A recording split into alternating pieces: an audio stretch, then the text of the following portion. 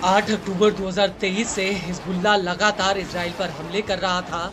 Israeli सेना भी Hezbollah के हमलों का जवाब दे रही थी। लेकिन 1 अक्टूबर 2024 को इजराइल ने हिजबुल्लाह पर जमीनी हमला कर दिया था। इस दौरान आईडीएफ दक्षिणी लेबनान में घुस गई, लेकिन 27 नवंबर 2024 को हिजबुल्लाह और इजराइल के बीच युद्ध विराम हो गया और अमेरिका ने इस युद्ध विराम की शर्तें तय की थीं।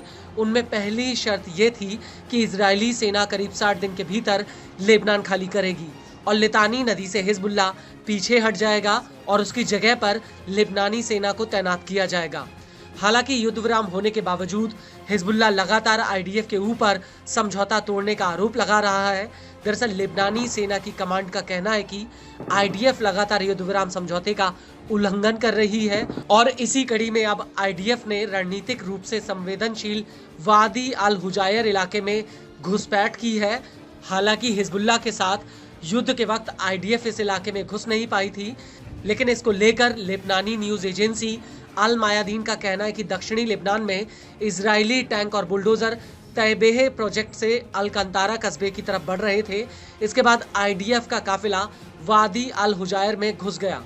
अल मायादीन का कहना है कि इसके बाद लेबनानी सेना ने काकियत अल जिस्र से शुरू हो रहे चेक पॉइंट से वादी अल हुजायर की तरफ जा रही सड़क को बंद कर दिया था।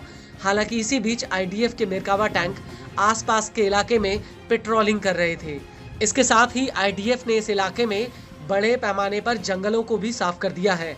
न्यूज एजेंसी अल मायादीन का कहना है कि आईडीएफ की घुसपैठ की वजह से अलकंतारा और अदचित अल कुसायर के लोग अल गांदुरेहू की तरफ भाग गए थे, क्योंकि आईडीएफ ने अलकंतारा से वादी अल हुजायर की तरफ मशीन गन से अंधाधुंध फायरिंग शुरू कर दी थी।